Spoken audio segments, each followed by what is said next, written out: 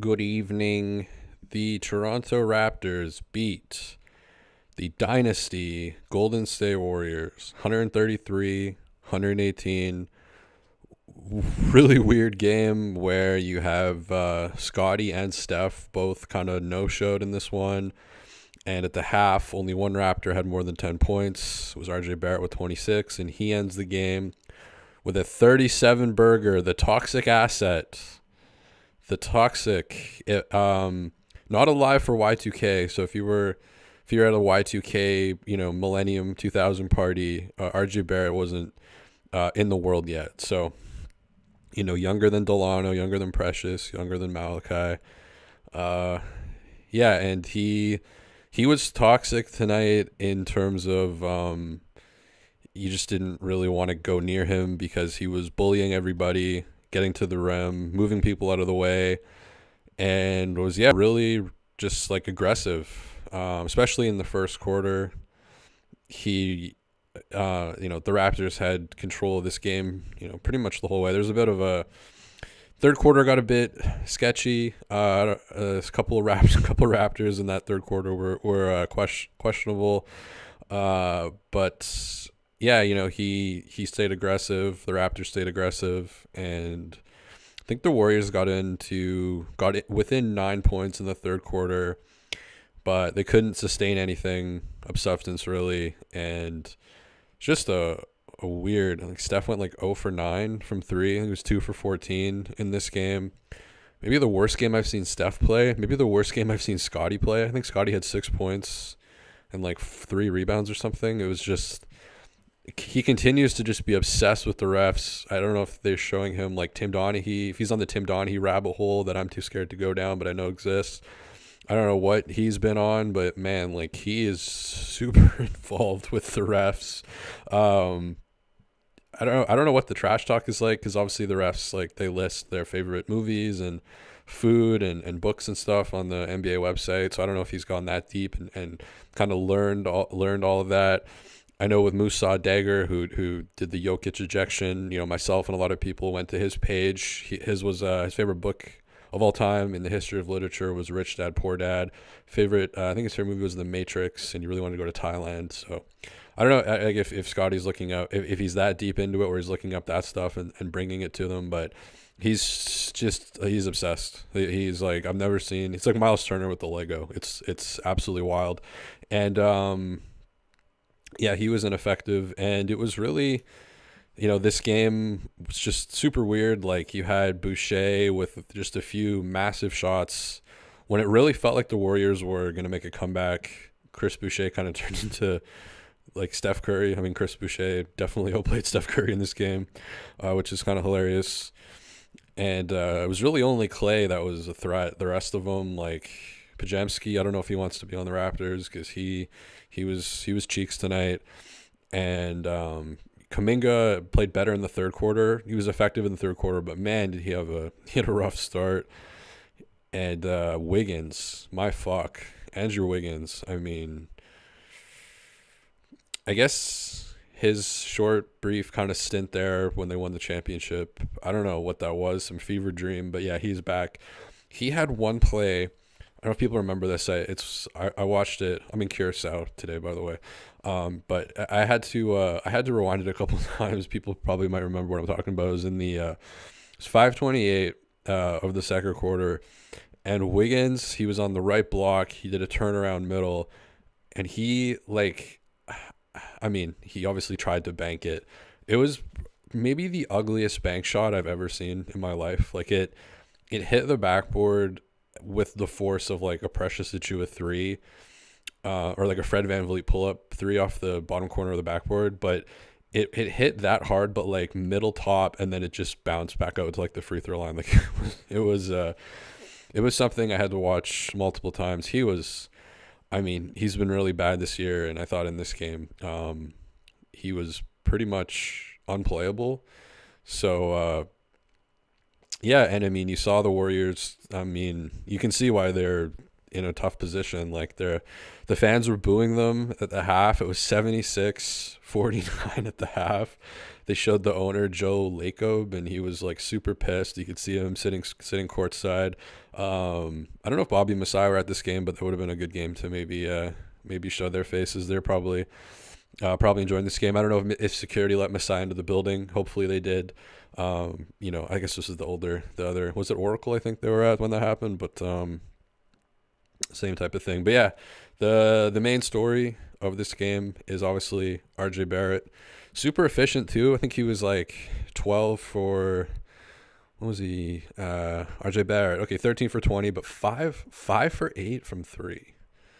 And yeah, he's in streaky shooting in the past, but what was cool about this game is he was doing it from everywhere, like at the rim from 3.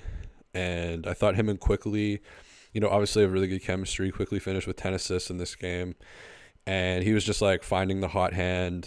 And I felt like the Raptors offense kind of fell off a cliff when Quickly wasn't in the game, when he subbed out, and he wasn't in the second quarter. In the first, he wasn't in it. He came in briefly at the end of the first quarter for like a couple plays, but he had been out at the end of the first quarter. He was out at the start of the second, and I think the Warriors outscored the Raptors the Raptors outscored the Warriors in the second, but there was a portion of the second quarter that was kind of ugly, and then a portion of the third quarter that was kind of ugly. And I think most of those minutes where Golden State was, like cutting into the lead, he wasn't there because he adds so much pace and flow to the offense. I thought I don't think any Raptor like played poorly in this game.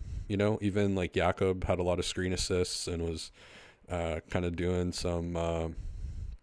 He feels like he's working a lot harder, at least post trade. Like he's more involved. It's still a bit sketchy when he shoots from outside of 3 feet or dribbles, but I thought he was pretty effective. But I mean, the second kind of.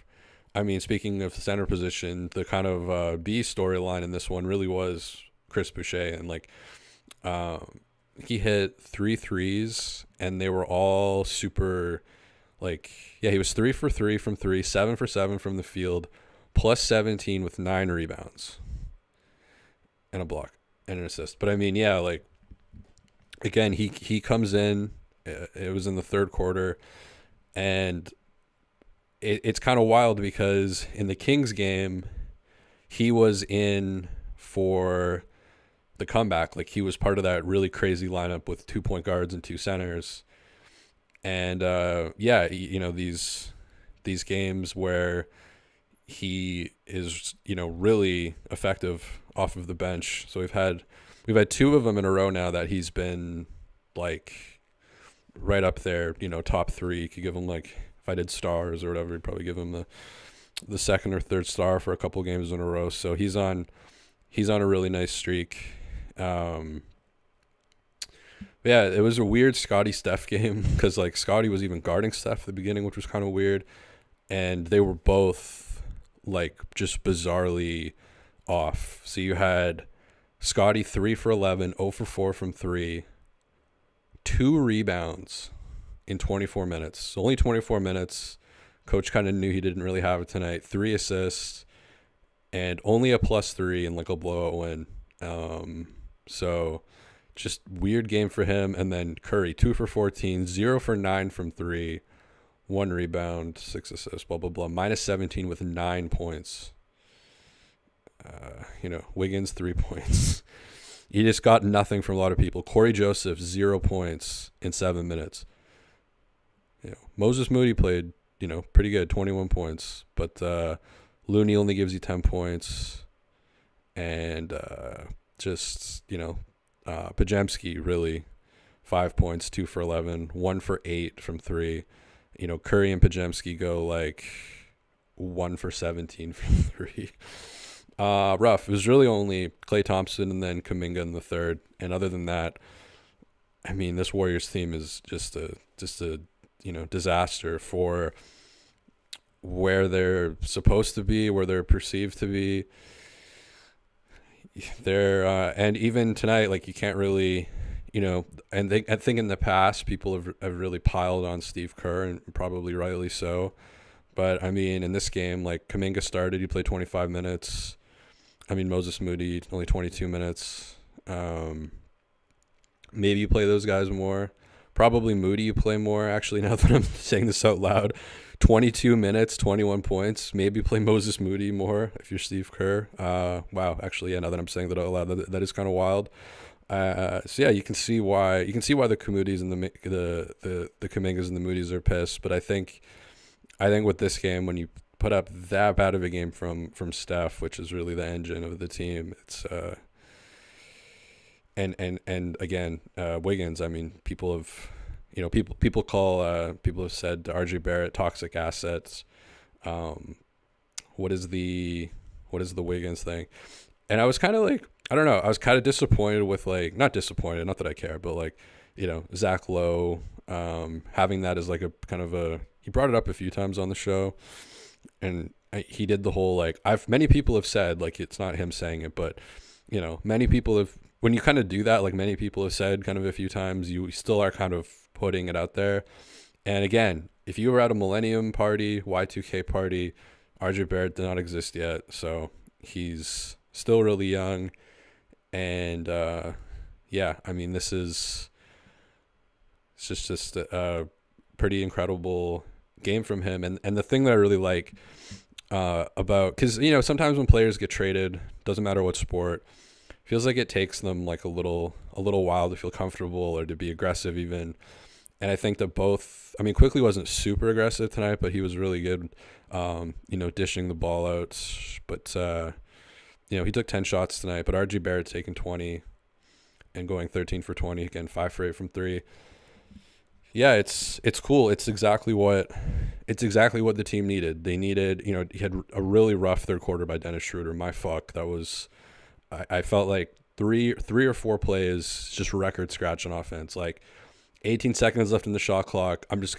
Before trying anything, I'm just going to go in and take a contested mid-range shot that I'm going to fucking clank off the rim. He was doing that a little bit too much. I think he's been better off the bench. I mean, still had pretty efficient, like 6 for 10, 1 for 3 from 3, but there were a few possessions where it's like, you gotta probably not the best play. And that was right when the Warriors were threatening, which was the only time the Warriors really threatened was in the back half of the third quarter, where I think Dennis and Scotty were both on the floor at the same time, and they were just, Scotty just bizarre. It looked like he was sick or something. Like, he looked kind of lethargic. Like, he would just kind of dribble. He'd do like an OG Anunoby drive and just get stripped, and then go to the referees, which again, he's really getting acquainted with the NBA referees. I've never gone on an NBA referee page and been like, wow, this is a really interesting human being. It's like Jason Goble, favorite food, spaghetti and meatballs, favorite artist, Mark Anthony, favorite, I don't know, no one have, or Evan, what's the dude's name? Evan, the Korean dude. But his was like just basically the Joe Rogan experience. It was like favorite meal, steak and asparagus with jalapenos. Favorite movie, The Godfather, I think. Favorite activity, water skiing or something. I don't know. It's just, but yeah, Scotty seems to be really interested in the NBA referees, and I just hope he's not in some Tim Donaghy spiral, because yeah, it's gotten a lot worse this year. I think it's you can feel that it's taking focus away from the game, and it's like he's playing against the refs. So it was pretty weird, kind of just a weird game. We had Matt Devlin calling Trace Jackson Davis Jackson Trice, like Obi Trice. Thought he was gonna start rapping the setup or something. I got that on vinyl. It's a great beat. I think that's a Dr. Dre beat. But yeah, Trice Jackson. Matt Devlin like mispronounces at least one player's name every game. Of course, Akoru. There's been a bunch of them, but yeah, the Raptors. So just going through the game here. RJ Barrett had, I think, five of the first 7 points. So he just came out like first play, hits a three. One or two plays later, gets in for a drive. So he's just immediately shoots out of the gate like a cannonball. And the Raptors go on, and I think it was an 11-2 run, and quickly just like I think quickly had 6 assists in the first like 4 minutes. You had Scotty on Steph, and then on offense, what the Raptors were doing really well is just going after Curry on like every possession and taking him into the post. Actually, strangely enough, the only person who I thought a few times passed out of that was actually Scotty. Had Curry a couple times and just kicked it back out, but it seemed like everybody else was just ruthless and just going after him.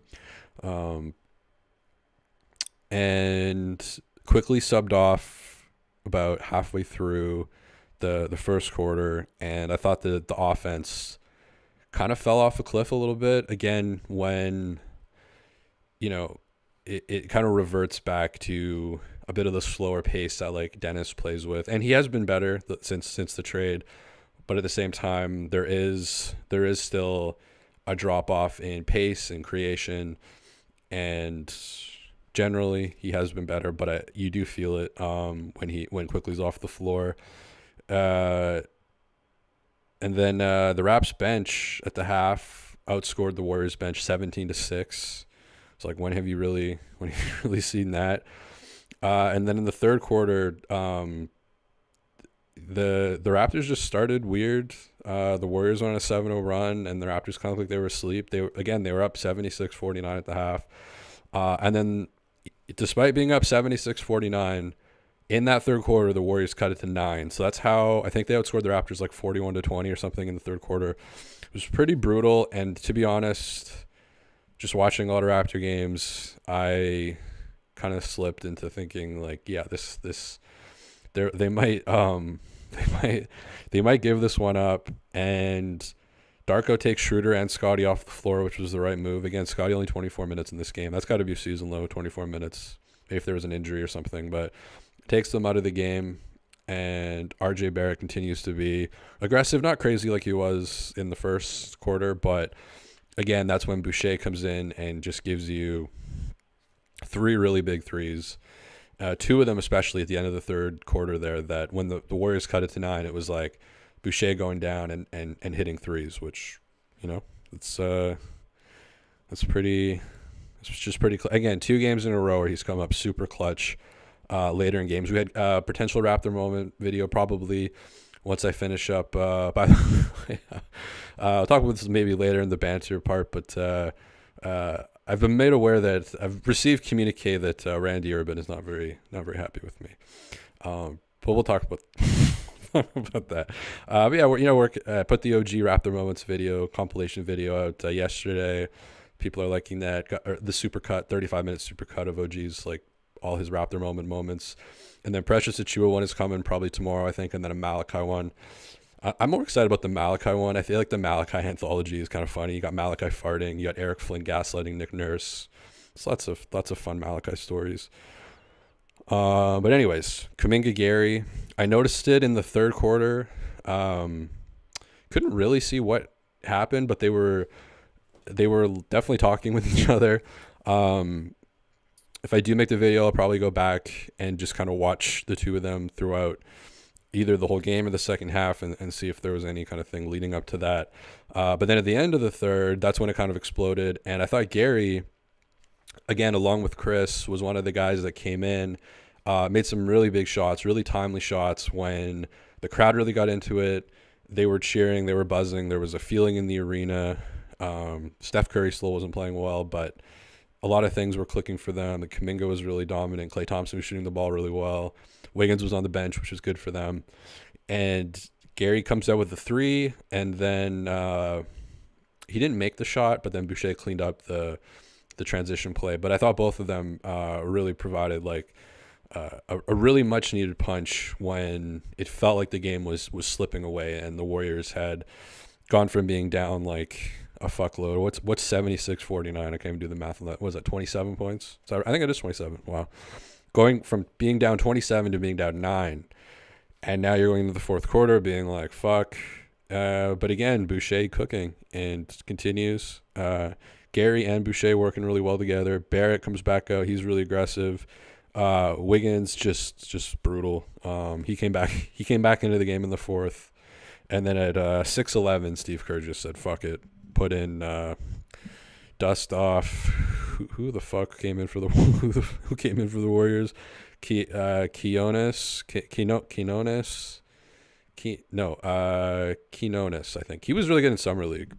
But I'm not saying his name correctly, but yeah, he emptied the, he kind of gave in, and I think the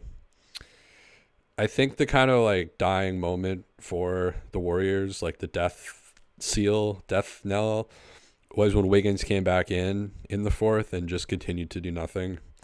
3 points, Andrew Wiggins tonight. 3. 1, 2, 3. So Curry with 9. So you have Andrew Wiggins and Stephen Curry, 2 of your starters, your point guard and your small forward, combined for 12 points. This is an anomaly for Curry, but it's definitely not an anomaly for Maple Curry. So you got Curry and Maple Curry combining for 1-2. They got to put up a Ja Morant in this game. So you're not going to win too many. Klay Thompson puts up 25. But I thought the bench of the Warriors played weirdly. Seemed to, I don't know if they played better, but the starters, like Wiggins minus 29 in 17 minutes, Steph minus 17, Klay minus 16, despite putting up 25 points. I just feel like the starters were getting killed in huge sections of this game. Like they just, especially the way they came out. Like they just came out. Honestly, the Warriors' first quarter looked like how the Raptors used to play in December. If people want to go back and remember that, really dark days. But since the trade, now you're 3-1, and that one that you lost was only a 5-point game that you were right in with the Kings. Couple shots, could easily be 4-0 since the trade. It's it's completely changed how the Raptors play. Even just the the Li 5, explain like I'm 5. Even the basic, you now have 2 starters for 1. I know that's like a really dumbed down way of putting it, but and not only that, but for a team that was like 30th in half court offense for a while there, you're adding scoring. Like even on an average game, Quickly and Barrett average like probably 12, 13, 14, maybe 15 points more than OG if you combine them. And even if you throw Precious and Malachi in there too, I think it's still, pretty unbalanced in favor of the Raptors. And I think you've noticed that in the last 4 games. Like even the game they lost to the Kings, their one loss since the trade, they still put up 130 points. So it's just a different looking team. And again, it feels more like this, this conversation about defense not being as important anymore because teams are just so not only skilled offensively and tactically sound, but also just the rules in general of the game are kind of more favored towards offense and high scoring. And I said this a bunch of times in earlier games, like the team is a mess. The roster construction is a mess, or it was a mess. It still probably kind of is, but with this team, you always kind of were like 1 or 2 trades away from rebalancing things. And it just looks different. You see a lot of people, talking about the team differently. It's I'm sure Randy Urban's very happy. Not with me, but with the Toronto Raptors. So weird one in this game. What do people think? What do people think in the chat? We'll get into some of that. I got mad at some people today. I didn't get mad at them. I internally got mad at some people today. The basketball court. Maybe we can talk about that after. But what did you guys think of this game? What are your thoughts? What are your feelings? Are you excited? What do you guys think about the trade? Someone says, Justin James says, not going to lie, it's low-key sad watching the fall of the Warriors dynasty and Green, Thompson, and Curry. I think their best years are behind them. I mean, like, me personally, I've always cheered against the Warriors. They've, not always, but since the dynasty era, I don't know. I've always disliked them. I've always cheered against them. They've been right up there with me with like Celtics, Lakers, Thunder, Grizzlies. You know, they're just right at the top for me of teams that I vehemently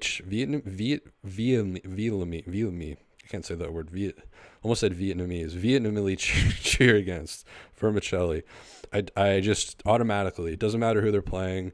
I just kind of cheer. So yeah, the fact that the Roman Empire is crumbling, I really couldn't give a fuck. But apparently, some people do. Audi 100 says, happy for my boy RJ.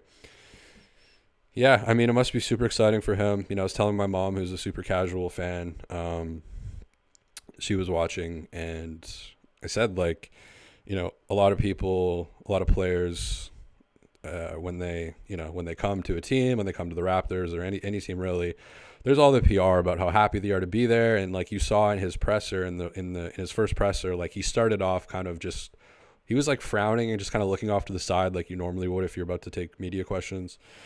And the second he was asked about Toronto, you can just see like his whole demeanor change, like physically, you know, big smile. And you could really feel that like he, you know, I think he genuinely really, you know, is relishing the opportunity. And again, you love how aggressive the new guys are, because, you know, sometimes when you join a team, even in like, you know, rec community leagues, you know, you join a new team and there's the really good players, the Scotties and the Pascals, and you're trying to figure out like how you slide in. If it's, you know, soccer or is it basketball? It doesn't really matter. There is this kind of tendency to want to see what it is and not step on people's toes. But again, this was a dysfunctional offense, and I'm sure they knew that, and I'm sure the communication I would hope from the coaching staff was like, hey, don't be afraid to get messy. And you know, they've talked about like Darko saying like, have fun out there, be aggressive, keep shooting. And yeah, you know, you come into and you think about it from their perspective, for both of them, it's the perfect situation for different reasons. Like for RJ, obviously you can tell, as I just said, like coming home for him looks to be like a really, really significant thing. Like you can really get the feeling that he really wants it. And then with Quickly, you're taking Brunson out of the equation. Like there's, let's say, nothing more frustrating, but when you're a younger player like that and there's someone who plays your position, combined with a coach who I think Thibodeau only played Quickly and Brunson like 11 minutes together in the whole season. And so you've got these two things really stacked against you. If you're Quickly, you've got someone who's clearly ahead of you, and rightly so, in the pecking order, and then a coach that is not going to play you with that guy. So it's really, really restricting you and putting you in a box. And now he has this, for the first time in his NBA career, he has this opportunity to just go out there and not do whatever he wants, but the light has never been greener for him probably in the NBA. So for both of them, you know, it's been a really good fit. I've been surprised, to be honest. Like I thought it was, I did a instant reaction. I don't grade trades because like, I don't feel like when you get a grade, like in science class, like that's your grade. It doesn't, so I don't really, like they haven't even played a game yet. So I didn't grade the trade, but I liked it. And I didn't expect for it to work, no pun intended, this quickly, you know? And I think a huge part of that is not only obviously this, like obviously everybody knew that they're skilled, but it's like, how would they fit in? how aggressive would they be? How afraid would they be? And again, if I'm on the coaching staff, and I'm sure they said this in a maybe a bit nicer way, but it's like, hey, like our offense is dog shit. We're like 30th in this, 30th in this, 30th in this, 30th in this. If you want to take a three, if you're open, and there isn't maybe 21 seconds left on the shot clock or something, like within reason, you can pretty much, play in the flow of the game and, hopefully don't do too many record scratches. But as long as you're playing in the flow of the game, and they really are, like both of them are. I mean, I think maybe in the first game, RJ Barrett had 5 turnovers. There was a couple plays where it was a little bit like, but in general, and even with that, like, you'd rather have that than someone who's like disengaged. I hate to keep harping on it, but he's the perfect example. You would really be afraid that they would have the Malachi approach of, bringing the ball up, immediately passing it, and then, cutting somewhere that you're probably not meaning to get the ball. It's just, you can't stand still. So you got, it's like when you work in a restaurant, you're in the dish pit, if you can lean, you can clean. So when you pass the ball, you gotta look busy. You can't just stand there. But that's essentially a lot of the time what he was doing, not creating any gravitas, not creating any advantages. And both of these guys have come in the guard position, and they both relocate really well. So when they pass and cut, it's with the intention of, and not even the expectation, but with the intention of getting the ball back. And yeah, that would have been the only fear of mine in the trade is, are they going to kind of take the new opportunity? And I mean, like, look at someone like Wiggins, who kind of has this, I mean, yeah, he had the one good little stretch there, but it's like it doesn't always work out that way. That and obviously it's like 4 games in, but it's a post-game show. You guys want to talk about Randy Urban in a little bit? It's the new Sauron. It's the anyways. Iconic One says, I'm way too drunk and lit for this right now. I was downtown Toronto watching the game and people are acting crazy as fuck. It's good. Good news. Good news that morale has improved. You got more people watching the live stream when the team wins. So yeah, that's good. I took the pregame and the third quarter weed oil. I actually did watch the pregame show today with Lewinberg. He put out the Pascal story. I don't know if people want to talk about that after. Dan Hughes says, RJ attacks the rim with a lot of contact. Spinny P attacked the basket. Spinny P. Oh, Pascal. Was 0 contact, employing the spin. Now we have a blah, blah, blah quickly. Warner's back. Spinny P. I haven't heard that before.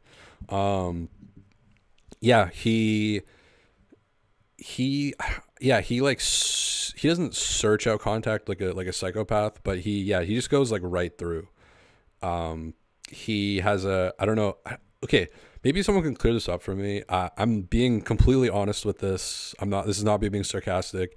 I don't know what the whole like Drew Hanlon jokes and stuff are. Like on Twitter, people are always, I don't know. He seems to be the butt of many jokes, and I got really into his YouTube content like over the pandemic. Him and Paul Favorites, and he's obviously RJ Barrett's trainer.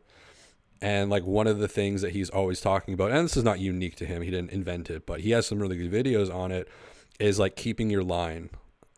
Keeping like basically geometry, like basketball geometry. Like if you're going to drive from the elbow, this is the path that you want to take. And the really good players, or the really good drivers, the really effective drivers, are the ones that can do that, without getting a ton of offensive fouls, without getting taken off your line. And he doesn't let people, like when he starts driving, if someone is trying to, move him off center or move him away from the rim, it really doesn't affect him. Like because some players will, they'll use that as for, like a really common thing when someone's getting you off your line is to just bump off them and then take, a one-legged or two-legged, usually one-legged kind of, fading, falling back mid-range shot. That's a really common way to not avoid contact, but, when you feel that contact, put the floater up, but he gets right to the rim. He gets to where he wants to get to, and he has the handle to get there. And that's what always stopped, not to compare them, but just came into my brain. But like, that's what really stopped OG from being an effective driver is people aren't moving him out of the way, but his handle, he just could never get, like, it just never seemed to develop that. And not that RJ Barrett has like an amazing handle, but it's good enough for the way that he plays. And that's one of the, like, along with strength, but then you also have to have finesse with strength, and his ability to not only stay on his line, but finish through contact, finish around people. It's something that OG kind of always struggled to do. And a huge part of that was just you, unfortunately, I know Messiah and Bobby for a while there didn't really value shooting and dribbling and passing maybe, but unfortunately, yeah, to get to those spaces, to have those opportunities, unfortunately, you do have to dribble the ball. So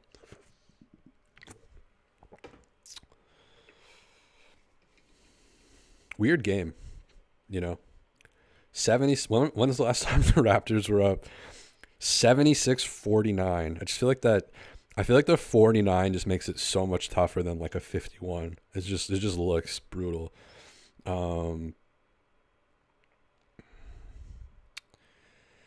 Iconic says, I've seen Reddits about Drew Hanlon being a fraud, and I don't get it either. I mean, his come up is like pretty crazy. He was like sleeping in his car for a while, like driving around doing, not to do Drew Hanlon propaganda, but I mean, he trains like Jason Tatum, Bradley Beal, Joel Embiid, Zach LaVine. It's not like a fringe, but yeah, I just don't understand the jokes. I'm not even being sarcastic. What are people saying in the chat?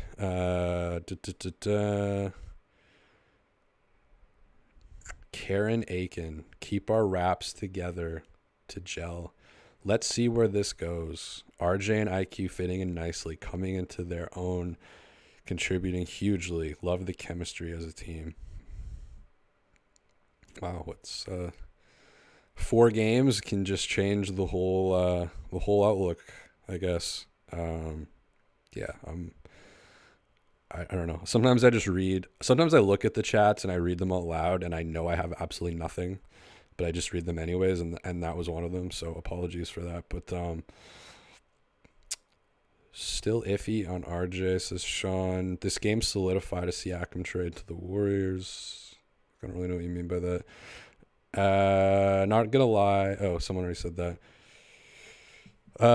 Tomosher says, thanks for doing these shows. I watched Randy Alvin thing happen live and was so happy we made a video about it. Keep spotting the gems out there. All right, do you guys want to talk about so yeah, people don't know, there's a post-game show, a rival post-game show. It's a competition, that's obviously my motivation for everything, is just crushing the competition. That's really really important for me. So the Toronto Raptors have their own post game show. It gets about the same viewership as like a Malachi farting or Kyle Lowry penis video, but it's on the official channel, and they eat food and talk. But there was one really awkward episode with Javon Shepard. John Mamalela was there, Randy Urban, Sherm Hamilton, and of course Alvin Williams. And I put out like a 50-second just like quick hitter of Alvin and Randy Urban. I just love the name Randy Urban. Great, the Randy Urban villain arc.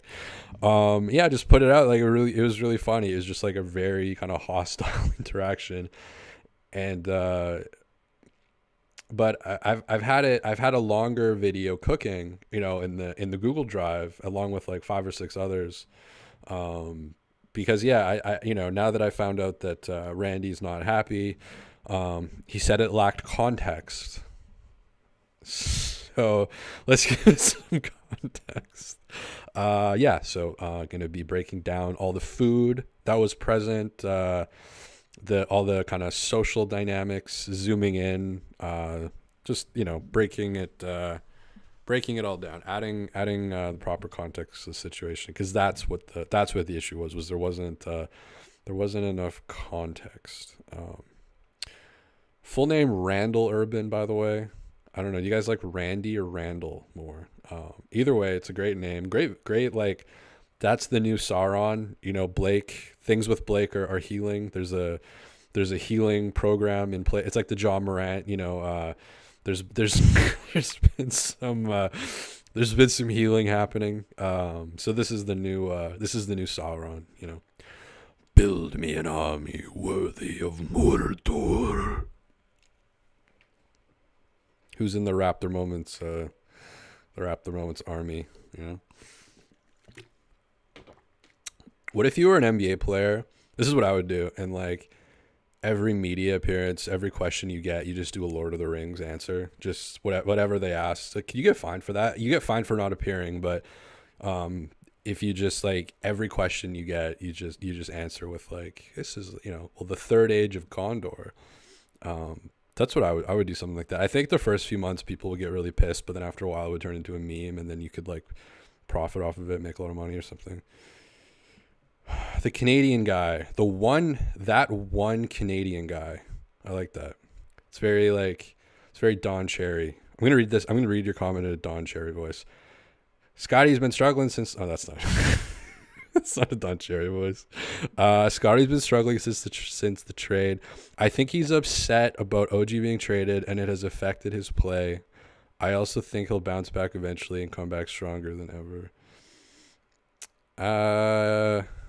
I mean, I guess he was like sad, you know, OG's his friend, but I don't know. I don't know. Has it been since the trade? I haven't like made that synapse. Mazar M says, y'all gotta stop hating on Scotty. He played great defense, so what if he had an off night? He's been balling this season. Y'all always have something to complain about. I like how you have the king crown next to your name, just so people know. That's cool. Just in case there was ever like confusion, you've got the king emoji crown next to the name. Who's hating on Scotty? Is saying someone didn't play well, is that hating? Are we that soft? Mazar, are you the new CH, Mazar? I don't like your comment very much, Mazar. Usually I make good comments, but that's kind of a lame comment, because like, who's hating? I could just imagine like Scotty cringing so hard. Maybe I know that, actually. Maybe I have a source. Maybe I know Twitch streamers that know that people cringe super hard when people do the Scotty, like, oh, you can't say anything. You can't. Oh my God, you said he had a bad game. You guys need to stop hating. Love the crown, by the way. Love the crown in the name. I got to do that. Dan Hughes says, what about Wiggins? Kuminga and a pick for Siakam. Spelled Siakim. Not sure how the money works. The chat giveth, the chat taketh away. I gotta be honest. Some people, I don't know who this algorithm pushes stuff out to, but wow, some of you guys in the chat, you know, maybe the banter portion, maybe the banter portion of, you know, maybe this show sucks. What about Wiggins? I'm totally open to the idea of this post game show whole thing like sucking. Like I can every game I'm like, am I gonna do this? Am I gonna go on? I know the comments are gonna be like some guy being like, oh, you said Scotty was you know, watching Tim Donaghy documentaries. Y'all need to stop hating. It's kind of like on Twitter with the stat muse, you know, the player profile picture, and then it's just like they correct your joke or they add some like context to something that's like clearly a joke. Mazar M, there were people in the comments saying he sucks. I didn't see that. I didn't see that. Maybe I missed but I'm not seeing any. I'm not seeing anything. I'm seeing Hermes Curry Bro saying Mississauga legend RJ Barrett carries the Raptors. I'm seeing Steve B. Don't trade with the Warriors. We're good. Amazing Raptor moments. Bobby Webster stands has me nervous. Why do Knicks fans? Blah blah blah. Maple Mamba. I think sometimes people create things that aren't real, because honestly, like, if I ever did psychedelic drugs, I would probably do that. That would be like my way of scratching that itch. Is you like kind of inflate things, which maybe the real meta is that's what I'm doing right now. But yeah, it was it was kind of a wild game. I can't remember a Steph Curry game like that. Just I feel like every shot was like straight back rim. Like every shot he just needed to be like half an inch back and they would have gone in. I think that's pretty much it for the game. So usually what's that? 45. Usually I talk about the game for 45 minutes and then I just go into bullshit, and not everybody actually. I've had a problem getting people to leave, because I've tried at the end to see if I can get it down to 0 people, and then I leave. It's like a game of chicken, but that hasn't really worked out for me. But it has led to some 3.5 hour long streams.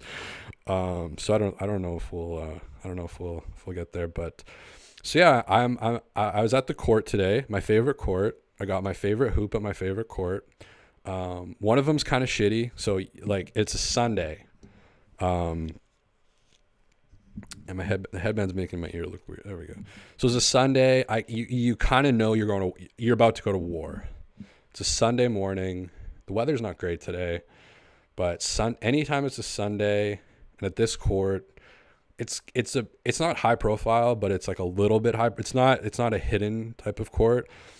And what's horrible is on the weekends, I hate weekend people too, by the way. If you're out and about on the weekend, I probably don't like you. But you got the weekend people. It's like when I worked at restaurants downtown. It's the bridge and tunnel people.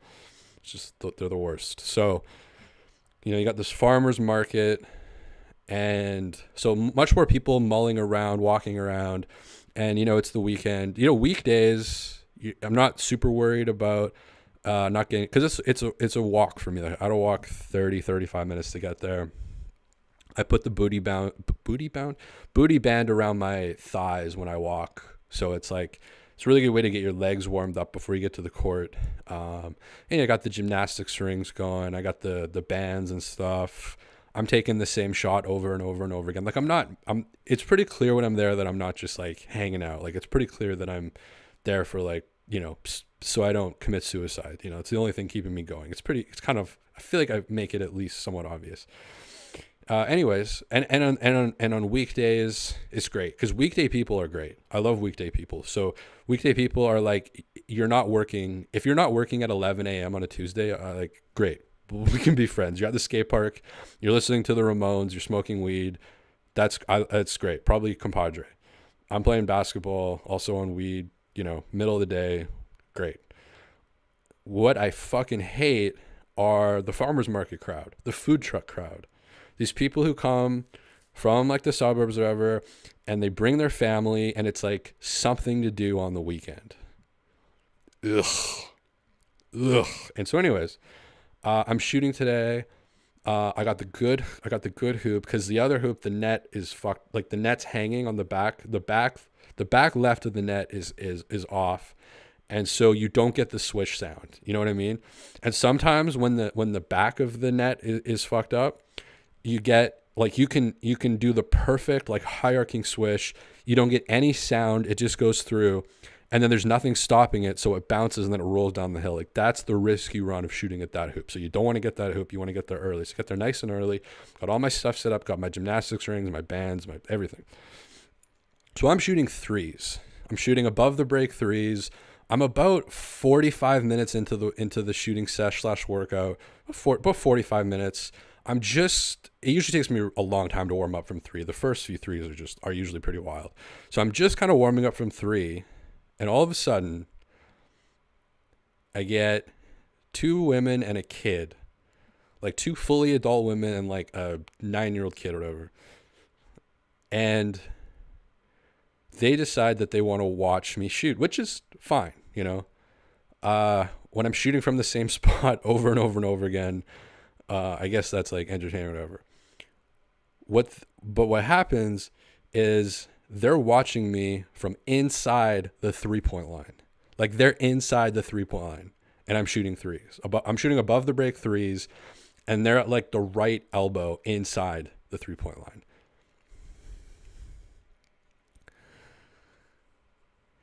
And not only that, they're like talking about me.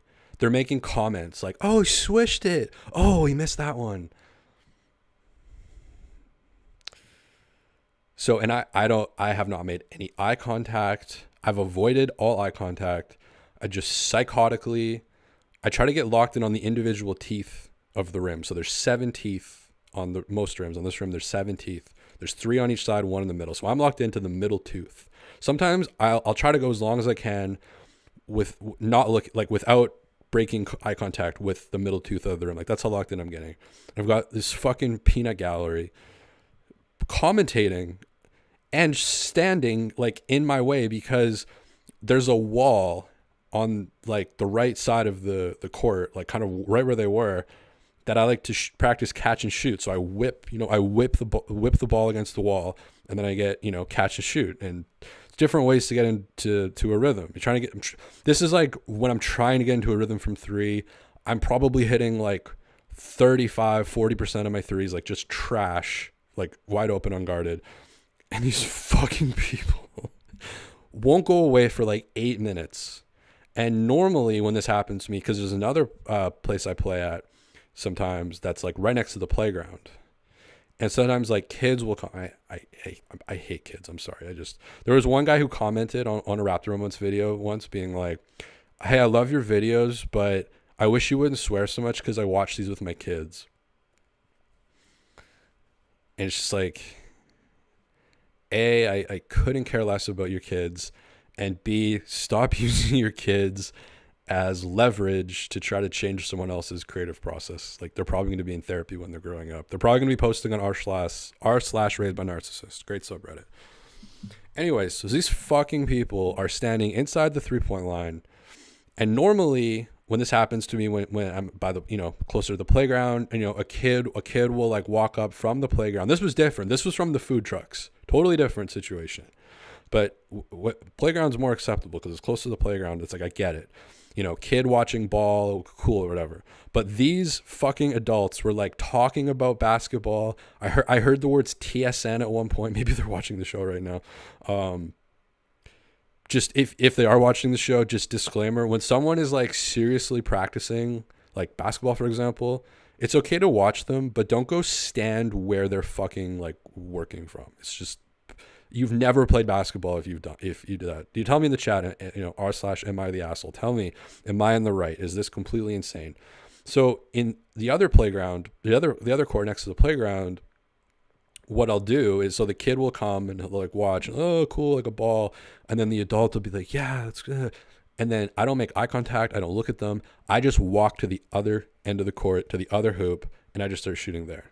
And I don't look at them. I don't like whatever. But this time, because the net's fucked up, I walk all the way to go there. I don't want to go over to the other net and take like unrewarded, like what's the word I'm looking for? Not unrewarded. Something, whatever, the word, when you like swish it and it doesn't make any noise because there's no net, and then it bounces and it rolls down a hill. So I wasn't going to do that. But what do you guys think about that? Tell me in the chat. If you're in my position, and I'm like antisocial, I don't want to talk to them, but if you're shooting threes, Evan Hardy says when the YMCA is your actual local park. I mean, it's a nice court, it's painted very nicely. It's I put a couple Twitter videos I filmed from there. I want to do some tutorial videos. I don't know where I put them on. I put them on YouTube, but it's like, how to shoot behind your head like Chris Boucher, how to shot put a free throw like Jakob Poeltl. I kind of want to start doing that kind of stuff, and that's where I would film it because there's, good angles. It's right next to a skate park. So again, you've got these weekend people. They come out. There's a basketball court and a skate park, and it's like people walking around with their kids, walking around the skate park, being like, look, a skate park, and look, a basketball court. And it's like, you're so out of your element right now. Like, go back to the suburbs, go back. When I worked, I'm from the suburbs, no disrespect, but like, it's this different energy. Like, you gotta assimilate a little bit more when you're in the city. It's different. Things are different in the city than the suburbs. It's a different mindset. It's an energy shift. You gotta you gotta keep up, get with the program. And so is bridge and tunnel traffic like a different type thing? So what I mean by bridge and tunnel is, like, I worked at a restaurant. So this is the same mentality as the weekend people. Like, I worked at a restaurant, downtown Vancouver, worked at a few of them, and bridge and tunnel thing was, a commonality at all the places. And I was oyster shucker. I have a lot of good oyster shucking stories. Very, very intriguing job. But, bridge and tunnel means people who come to downtown via the bridge or the tunnel, and they come on the weekends. And so it's different. Like, people who like live downtown, they work downtown, they come to the restaurant or the bar, they're coming after work, maybe on a date, maybe a business meeting. It's like they're in their natural environment. These are downtown people. These people work downtown, they live downtown. It's a different thing. It's a different mindset. And they're in their environment. They know how to behave. They know the expectations. Everybody's kind of on the same page. But then when the bridge and tunnel people, they come in on the weekend, it's like their thing. It's like, oh my God, I'm downtown. Oh my God, I'm downtown. They're going to get really drunk. This is a generality, but it happens enough that it's true, and it is a thing. They're going to get really drunk. They're going to be rude to the waiters. They're going to be entitled because this is their night downtown. It's a whole other thing. And meanwhile, like, all the kitchen and bartender and servers and stuff are just like, God, I wish this was like a Monday night or like a Wednesday night or something, because it's just different. It's like when downtown people, and this is why I want to either live downtown or in the middle of nowhere in a bush. I grew up in the suburbs. I don't ever want to go back. I don't want to go back. I don't want to be a bridge and tunnel person. I either want to be in the middle of fucking nowhere or right in the middle,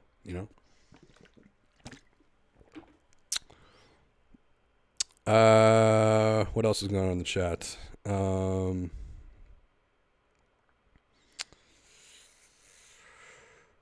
This is why I go to Drake's crib at Birtle Path and play ball at OVO Court. Can you do that? I wish I was in Toronto.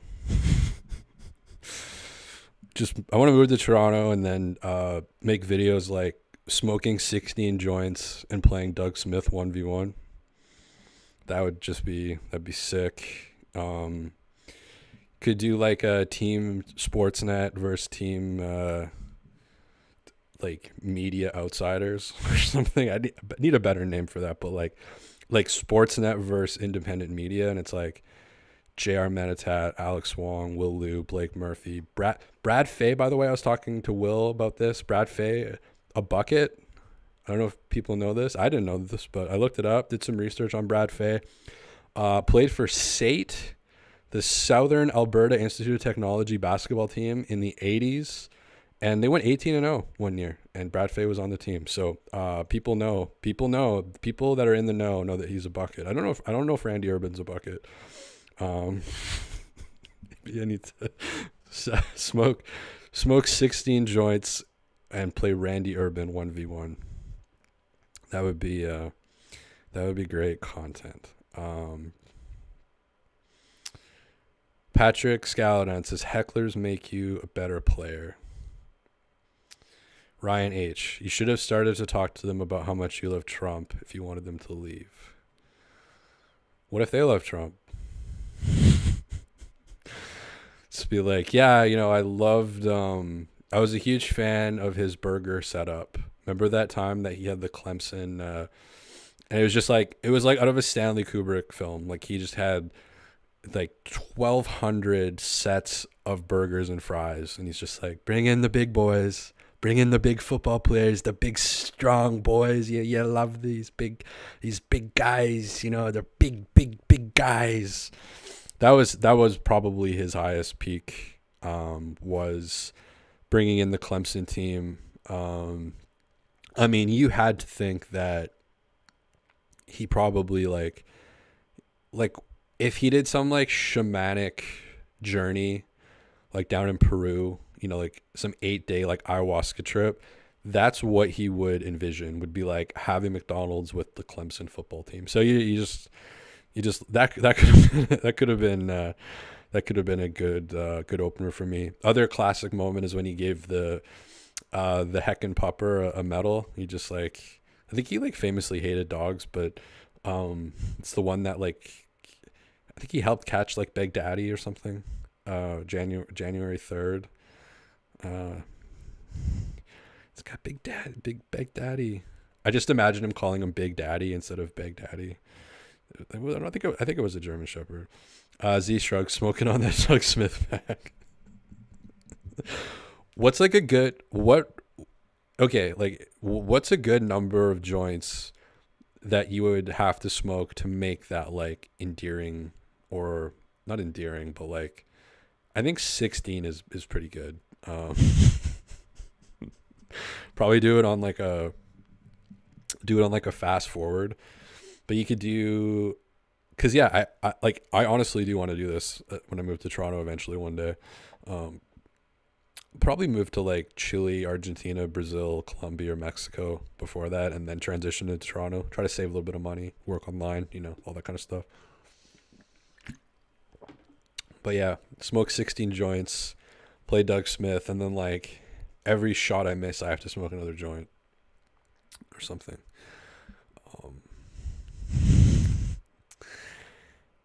Ryan H, work on your impressions, man. It's tough. Like you can't just like go right into them, even like Tony Soprano, like you gotta kind of like you gotta get into it. Like, Christopher, what the fuck? What are you, fucking stupid? What are you, fucking stupid? Christopher, what the fuck? What are you, fucking stupid? Look, Tone. What are you, fucking stupid? Michael Grange, a little Pascal trade. Maybe team's looking up on the market for a little Pascal Siakam. He's a big guy. Apparently, him and Masai aren't, really on the page together. So look for a trade coming up there. Ryan H doesn't like the impression, says they're really shitty. So, we'll see where that goes. Ryan H. Ryan, where are you from, bud? Are you from fucking Whitby or something? Are you friends with, is this a Randy Urban account? Yeah, man, we're playing fucking hockey out there in Whitby. I got a fucking cul-de-sac named after me and my cousin. We're making fucking sick videos about the 2013 Dodge Ram. Me and my buddy fucking Tanner from Thunder Bay comes over and we film the inside of a 2013 Dodge Ram. We got a great CD player in there, bud. Fucking Pioneer subs out in fucking Whitby. We got a fucking cul-de-sac out there, bud.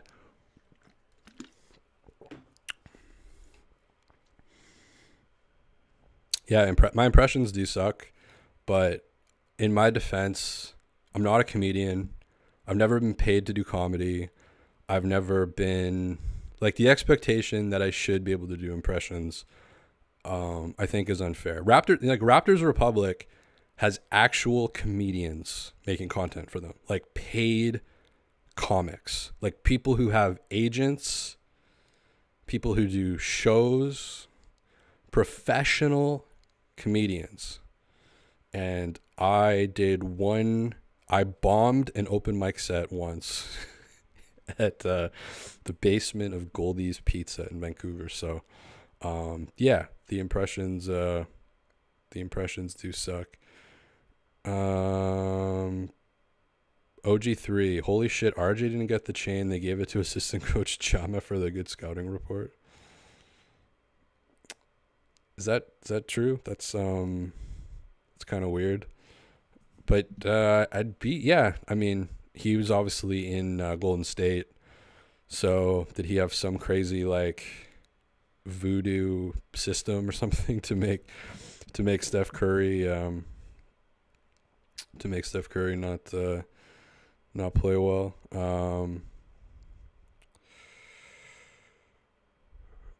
Ryan H. Ryan H is the guy who said you should have started talking to them about Trump. And Ryan H, nice hat. Have you been to Medellin? I was there for 3 months, so not very long, but I feel like even after 3 months, like I feel like I have a pretty good understanding of the city, and it's definitely somewhere I want to go back. I was in Envigado for a little bit, Laurelis for like a month or so, but spend most of my time in Poblado, kind of up El Tesoro area. Really nice area. I mean, getting up early, walking through the beautiful foliage and stuff, because you are in this kind of, it's really crazy. Like Colombia is the second most biodiverse country in the world. It's right after Brazil. Sorry, Ryan H. I know I'm not doing impression. Do you want me to do like a Spanish impression while I'm talking about this? But yeah, Poblado. It's like it can be cringe. Like I think around Parque Lleras is really cringe. That's where all the like nightclubs and stuff is. But I was like way more up the mountain. Um, you're gonna get like there's a lot of robberies. So the further up the mountain you are, the better. So like in order to come and rob me, you would have to go up like a disgusting, an absolutely vicious, disgusting incline that even someone like me who was like going to the gym would avoid as much as I could, because it was just a brutal climb. So that's my tip if you do go there. I know you don't like me very much, but I'm giving you free travel advice.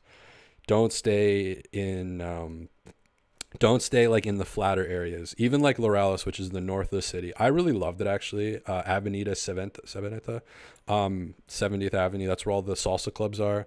So like live salsa bands playing. That's where I got this hat actually, at a Cafe Revolucion in Laurelis district. But again, you're in a low-lying area. You're right next to downtown. On the east, you got San Javier to the west. You've got Belen to the south.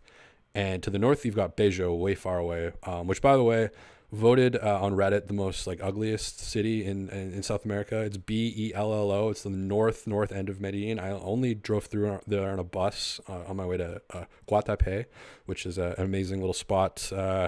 90 minutes northeast of Medellin. That's where Pablo Escobar had his little nature vacation. So, if he picked that spot out, then it's probably the finest, which it is.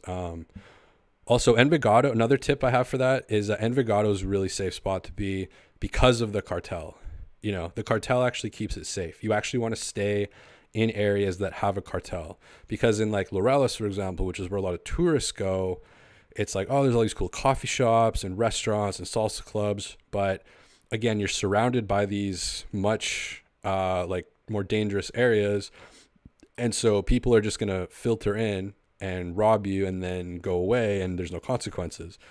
And the cops aren't going to do anything. They don't fear the police. They fear the cartel. Like the small time criminals don't fear the cops. They fear the cartel. So if you're in the cartel areas, they're not going to come in and fuck around, because they don't want attention. The cartel does not want unwanted attention. If you're like a tourist or something. So someone coming to that area to rob a tourist is like, doesn't really happen. It's very rare. Now, depending on territories and stuff, maybe there's a open shootout, which makes it less safe, but that's really rare. It's most of the time, 90% of the time, it's going to be someone without a car rolling up to you really quick, catching you by surprise, and holding a gun or a knife at you. Like that's what's going to happen. And it does happen a lot. I've told my Cali story on here before, which is in the southern part of the country. I do apologize for not doing a Spanish accent this whole time. Shout out to Patrick Scaladan. Shout out to Matt Wagner Mora. Who's that? Chris Driver. Who is this guy? You don't go to the gym, little boy, says Wheelchair Jimmy. Patrick Scaladan, Narcos. So another thing in Colombia, there's a couple rules. There's like no dar papaya, which is like don't show papaya, which basically means like don't show off your wealth. Like don't wear like a Rolex. Don't, flaunt your wealth. If someone says I'm here for the Raptors, watch the first 45 minutes of this. Ryan H. I'm looking to go to Cali in the next few months. I'll hit you up when you're not alive. Okay. But yeah. So you you don't talk about Narcos because the lead actor is Brazilian, and they're like, that's like a point of contention, is they don't like the fact that and I've actually never seen it, to be honest, so I don't really know. And then the other rule is like Pablo Escobar is just kind of like a cringe thing to talk about. People don't do it.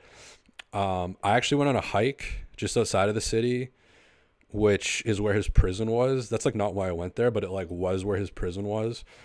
And I was on this hike and I took like a wrong turn somewhere, and I ended up like walking up this really big hill, and I got to the top and I had been way off the path, but I ended up being in like somebody's property, and it's like right around where the Pablo Escobar prison used to be.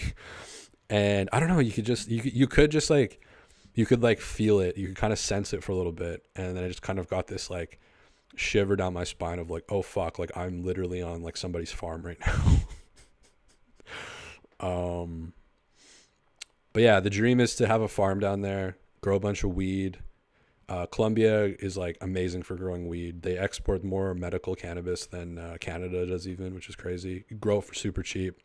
Grow coffee down there. Like you just grow so much shit and just have like 100 rescue dogs, you know? I met someone down there, and her mom had like 11 rescue dogs on a farm in an area called Santa Elena right outside of the city. So fucking cool. Like just 11 dogs. One of them, they actually reached into a garbage compactor like in the streets of Medellin, like it was about to be crushed, and her brother like reached in and like grabbed it out of it, and its name is Bambi. So cool story.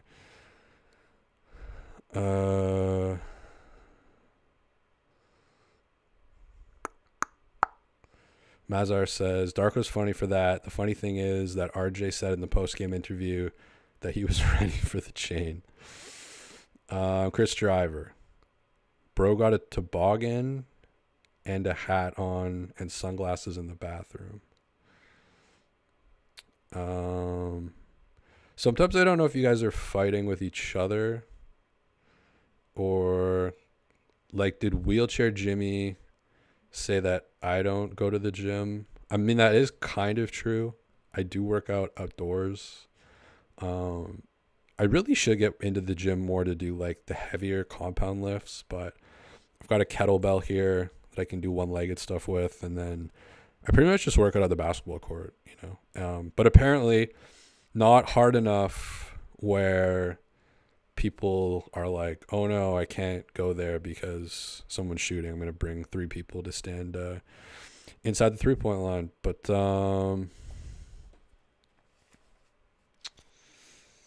yeah, I don't know what's going on. What's going on in the chat? Is this the worst Steph Curry game you guys have seen? I wrote that down as well. But yeah, anyway, so I got Precious Achua Supercut coming out, Malachi Flynn Supercut coming out, working on a couple more videos, but that's pretty much Quality Experience says, dude, it's a public court. Quilty Experience.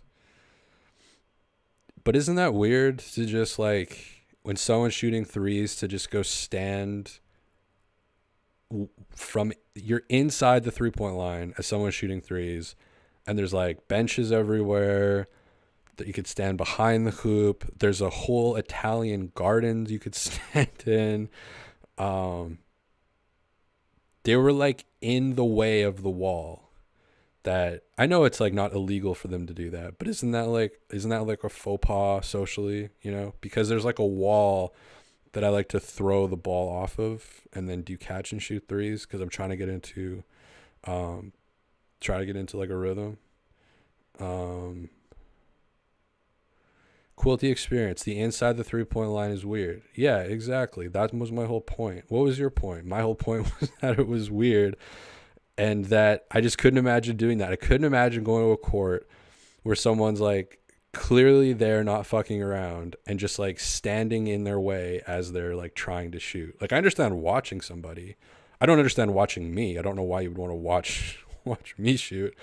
I'm pretty boring to watch, but they're like in my fucking way, you know? And it's like I want to whip the ball against the wall. Maybe I want to shoot a three from where they're fucking standing, you know? Maybe I want to be improv. So you're telling me Quilty experience. You're telling me basically from your comment, from what I'm gathering from this interaction is you would be perfectly comfortable going up to a basketball court. Someone's shooting threes with vigor, and you would go stand there. You'd bring two fucking people with you, and you would go stand from inside the 3-point line, and you would do commentary on them as they're shooting, pointing things out like, hey, they swished it. Oh, he missed it. And standing within the 3-point line. You would do that, Mr. Experience. Wheelchair Jimmy, you can't shoot, my guy. I'm not your fucking guy, bud. And no, I can't shoot, which is why I have to practice more because I suck. That's why I have to take tons of shots every day because I cannot shoot. So does that mean I should stop shooting because I can't? I don't know, man. That's wild to me. That's a crazy way to live life. And the other thing is you could be doing anything in the world right now. You could be fucking two of your favorite porn stars while at Disneyland. You could do anything in the world. What's stopping you?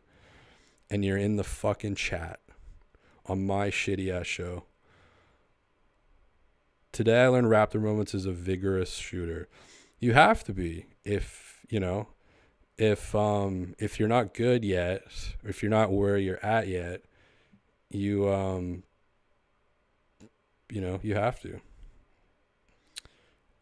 And it seems like you were making a bigger point. Wheelchair Jimmy says, I would stop. You're like 35. What's the point? Because I like it. I do what I like to do. You know, I enjoy playing basketball. It's fun to me. I don't know.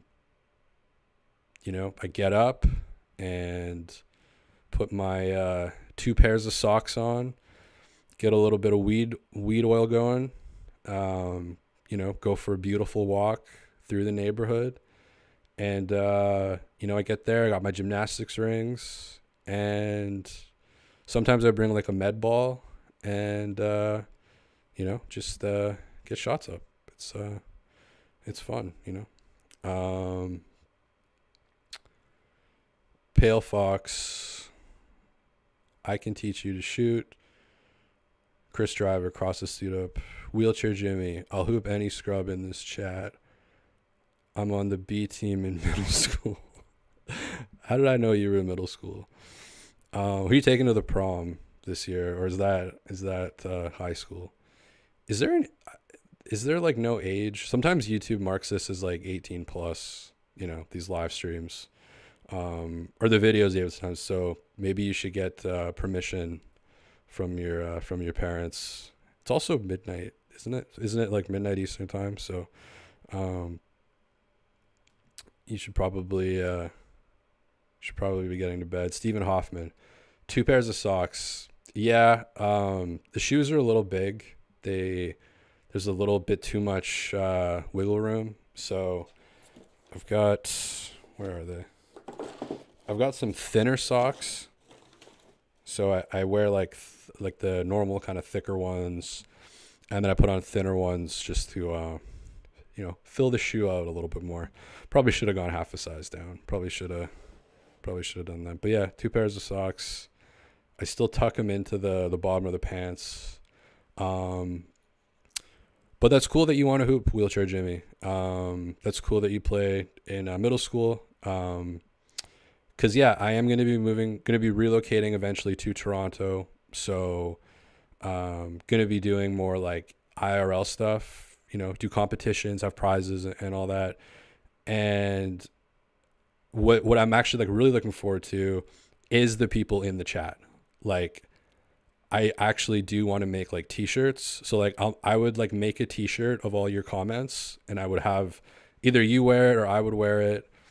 And then you would be on camera, like you would be in a Raptor Moments video, and I would be like interviewing you before the game, like talking about your game, like talking what you're good at. You have your t-shirt on with all your comments about how good you are, and then we can like film the game. And I'm a psycho because I remember like all the people's names and like comments and stuff. It's just like in my brain, and really obviously really easy to search about like after the live streams are over. And that's like another type of content to do, is not only like the team Sportsnet versus the TSNs, but literally like people in the chat. Like this is what I actually want to do eventually. So middle school versus college.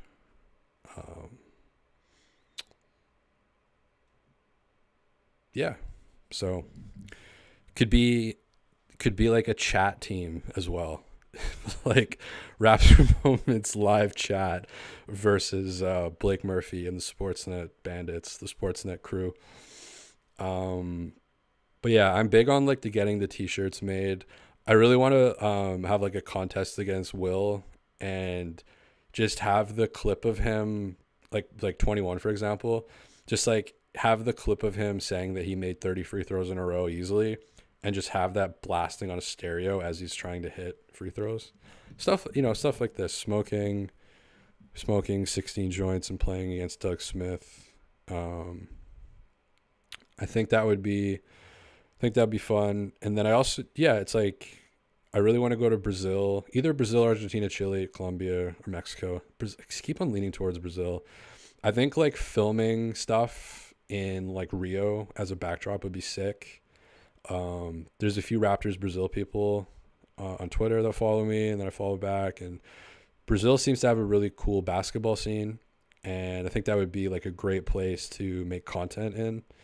And I think like for getting visas, it's not that hard. Like you have to make, I think for Brazil, it's like $3,000 a month, and you can live in Brazil if you're making $3,000 a month online. And yeah, you can get there for a year. Argentina, they have a new president in, but in the past, you could just move to Argentina for like an pretty much unlimited amount of time.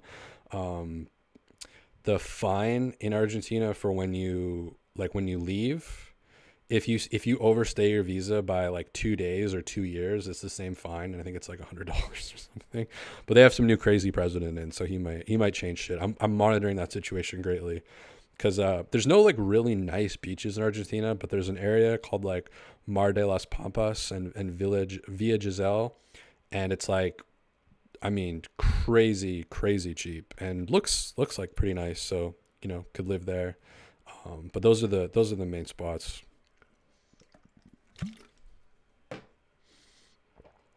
I think making content in Rio would be sick. Just try to find all the best courts.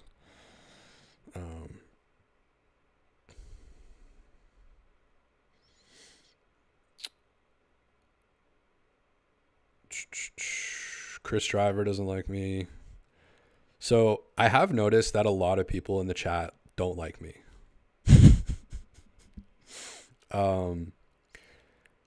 I guess that's like, I kind of wonder, like, a huge inspiration for this show is Scorch PFG, which is like a show that was so bad that it's good, or like The Room with Tommy Wiseau.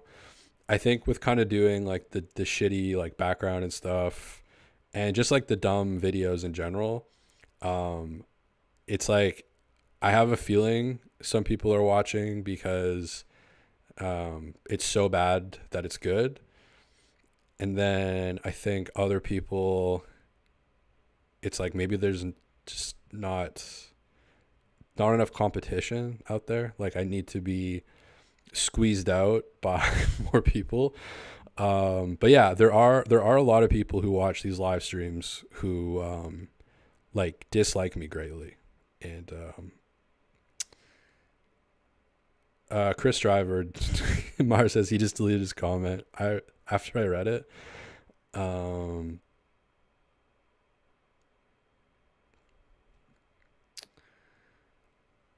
Wheelchair Jimmy says Nazis in Argentina. It's actually funny. I think it was like 10 years, maybe not 10 years ago, a long time ago. I was watching a Nazi documentary, and they were talking about how Argentina was like the backup plan because it matched, the Bavarian kind of landscapes and stuff. So it's like a seamless fit.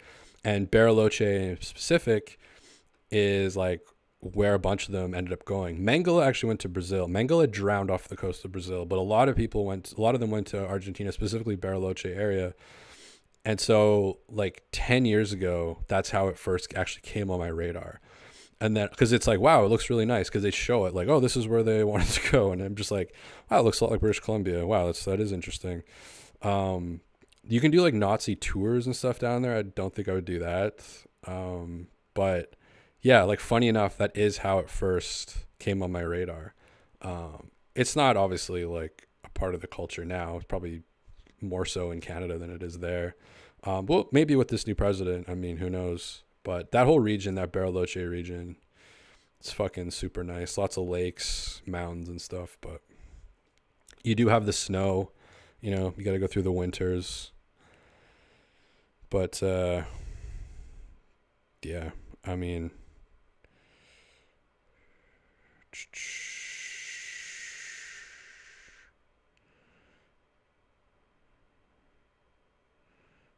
Ryan Rock, how bad would a Vancouver Raptor Moments meetup be?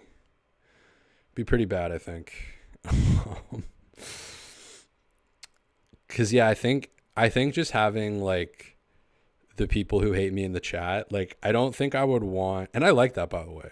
I like it like in doses. Like I wouldn't want every single person in the world to hate me, but I do like that there's like a few of you who are like putting out venom and then deleting it after I read it out loud. I do kind of enjoy that stuff. But I don't know. I think that has to be like a side dish or like a dessert. So it's like a treat, I don't know if that's like the full meal deal. So I think like having the one-on-one or having the 3-point stuff or the horse games or whatever, like all the bullshit, I do think it would be better to just kind of have the chat or the cult or whatever just be a part of it, a singular part of it.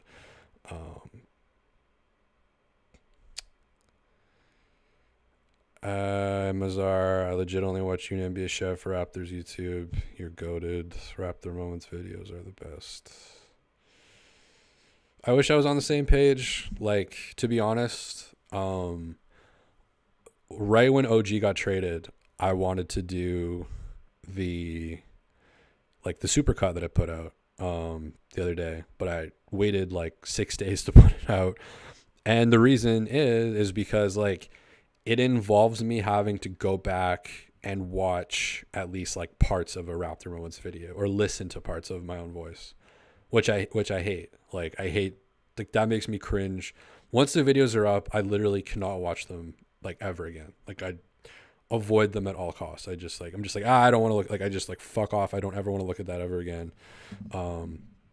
So in a weird way, like the people that hate me in the chat, it mirrors a part of myself that I don't like either. And I also know that we're like kindred because I know that if you're coming into someone's chat, you're probably like I am as well. So I understand the pain. Like I'm there with you. Like we're all in this together. It's basically what I'm saying. Like, I get it. Like, I get it. It sucks. Like, I totally, but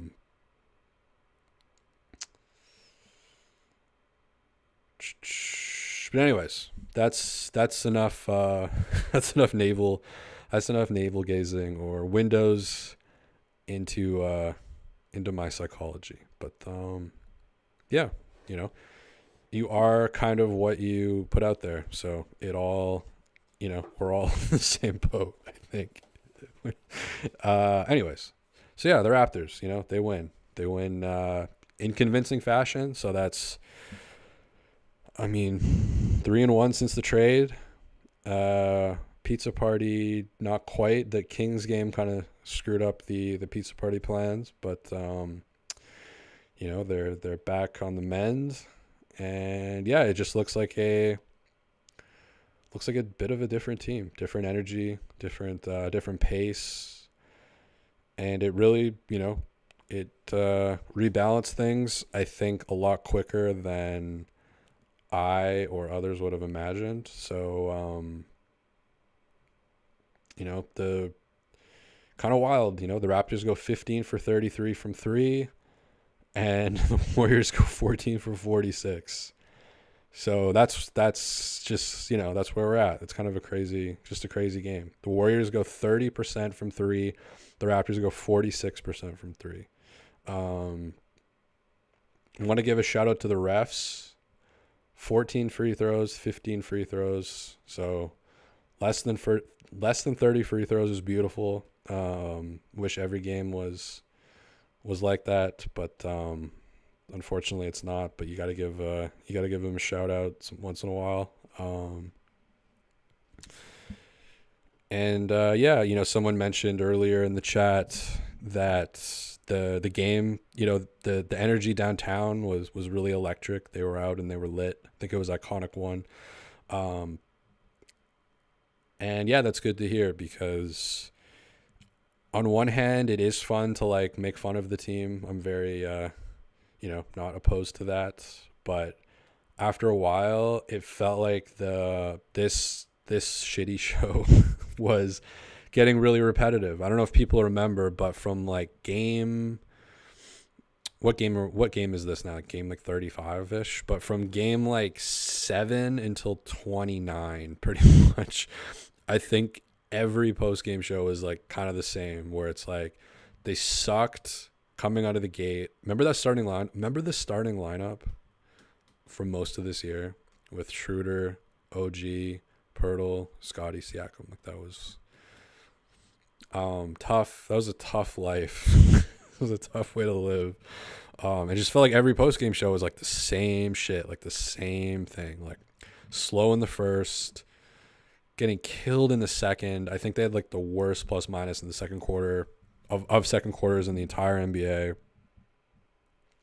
And they would come out in the third and then make some huge push, like end of the third, start halfway through the fourth, and then would lose at the end. Like that just seemed to happen over and over and over again. And so it's even just from a content perspective, like just not that anybody cares, but just from a content perspective, talking about it, it is just a lot more, interesting. And the Raptors, finally shook it up, and I'm descending into Brad Fay pure hooper talk. So I think that's pretty much it. Any last words in the chat? Someone says need more content. There's more coming. I wish I could edit faster. That is something I need to do. But yeah, I'm just rambling now. I'm here in Curacao, so gonna go walk around. Go check out Curacao. This Pena store. I don't know. What do we do? Hour 33, pretty good. Not a 3.5 hour, but made it over an hour. That's all I really. As long as I, make noise for more than an hour, I feel like it's a W. Thanks for everybody in the chat for spurring things on. It's it's a new year. It's a new day.